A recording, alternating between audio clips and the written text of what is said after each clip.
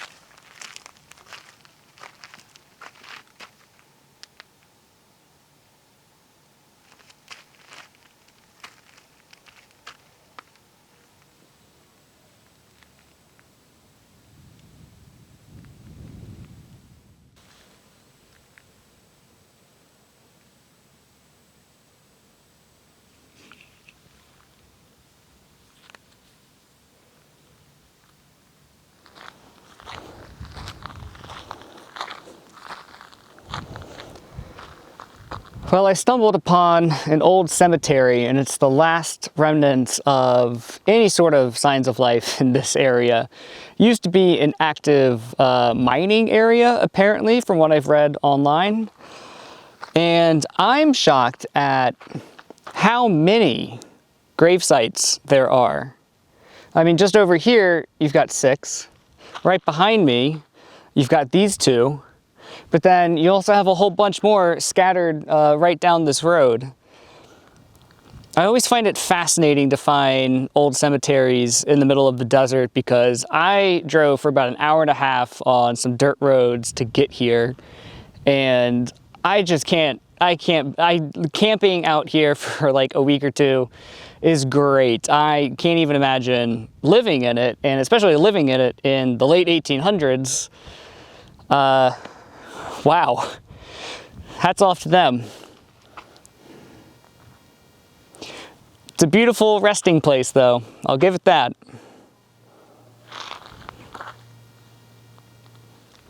I've also noticed that there is a ring for a campfire over where I parked the Jeep.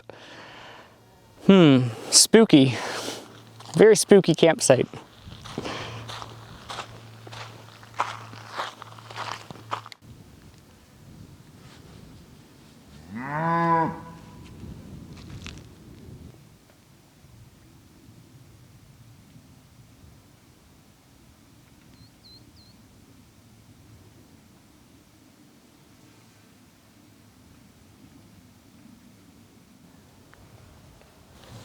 Did you see that?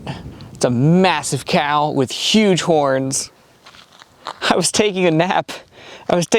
Earlier, and I heard all of this mooing, and now this makes a whole lot of sense. This is an open cattle range, and that was cool. He was beautiful. He had huge horns. I'm definitely not going to spook him. I don't want to get trampled or impaled by it, but that was pretty cool to see. There's a whole bunch more. I would guess that more would be walking along the same path.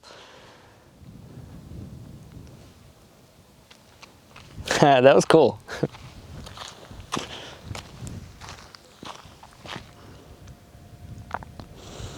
I've been getting a lot of comments on social media when I make some Instagram stories and other posts, and I'm holding some of these.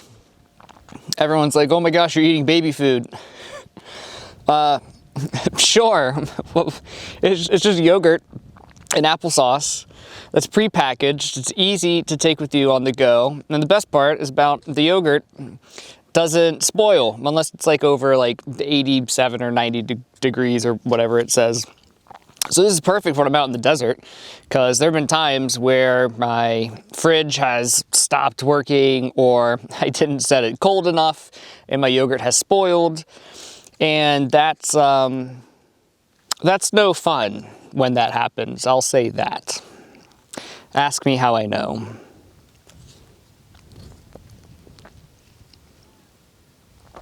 So yes, this baby food that I'm eating is very delicious. And if you're wondering, this is berry flavor.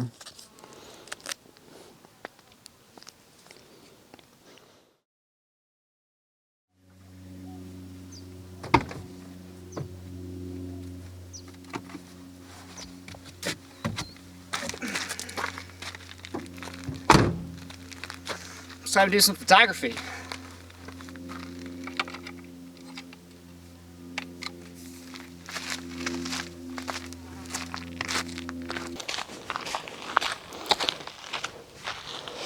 Really like this ironwood tree right behind me, and so I've got a couple minutes before the sun falls right below that peak, so I need to hurry up, but I really want to take a photograph of this.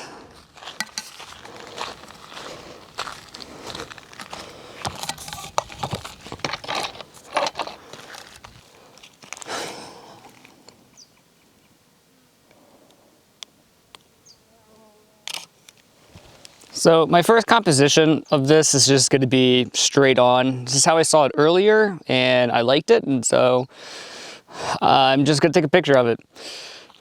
Really, I like that there's not a whole lot happening in the foreground or around it, so you really get to focus on the tree itself.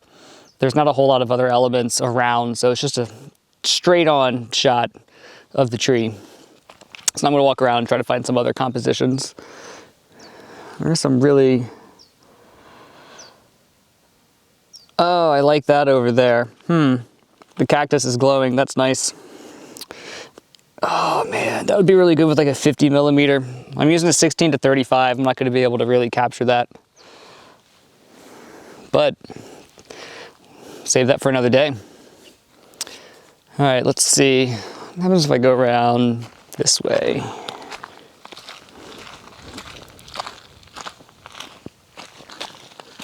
Actually, I'm gonna go this way. Watching where I step. It is quite rocky here, and I don't want to surprise any snakes. Oh, that is barbed wire fence. Guess I need to be careful about that rather than the snakes.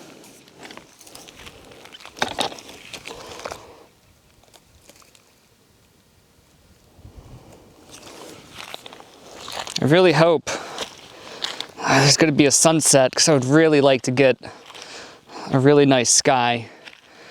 Actually, I see some high clouds over there. That might work.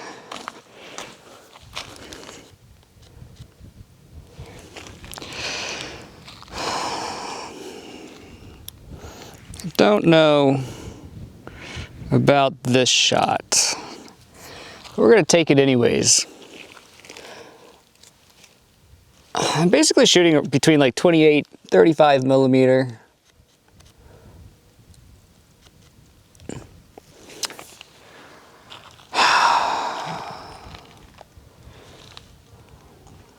I'm not getting what I kind of want. I think that first shot I'm actually kind of happy with. So I should probably walk around, find some other things to photograph, some other cactus and stuff. Maybe shooting straight into the sun. Actually, I bet we can make this work. Bet we can make this work with 35. I just got to cross the road.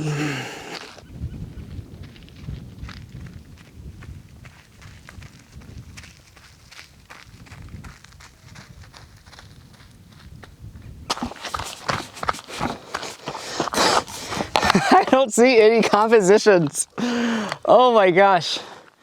I don't see a damn one. And the sun's setting right behind the cliffs. Now I don't have any light on this. Oh wow. Oh wow. Well, there you go. That's part of being a landscape photographer. That's why I love to have my shots planned. I don't like to be super sporadic.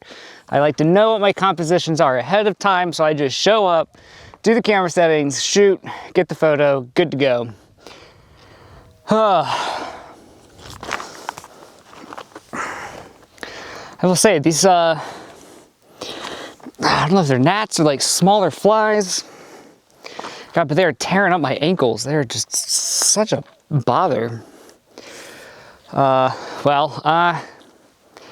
Yeah, no, this isn't a good shot. I took it anyways. It's, nah, there's nothing to do. It's not great. I did run over that way, and I found another grave. I don't know why they're way over there and not there. I don't know.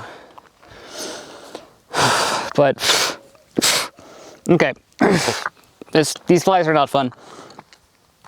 I'm gonna go back to the Jeep and wait a little bit because I want to capture some images of those crosses during blue hour, and then come back at night and try to shoot the sky and maybe make a composite or something. I'm gonna go eat some food. Get away from these flies. Okay, until later.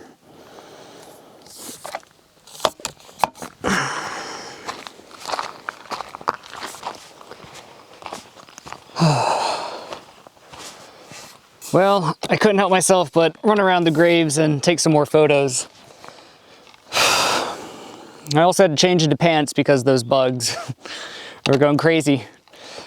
The tree I took another photo of because the clouds behind it all of a sudden were streaking with pink. It was so pretty. And I'm really hoping that these photos turned out.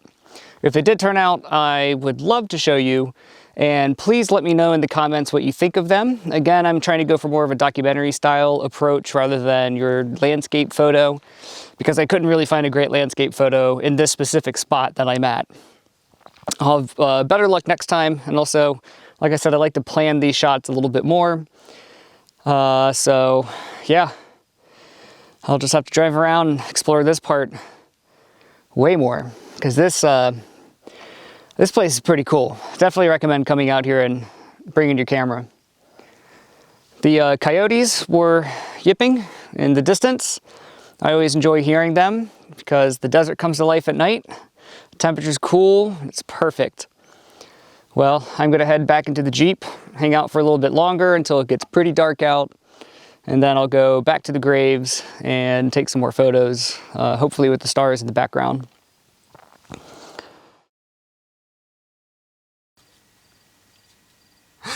Did you hear that? What was that? Ooh, I'm staying at a spooky cemetery in the desert. Ah.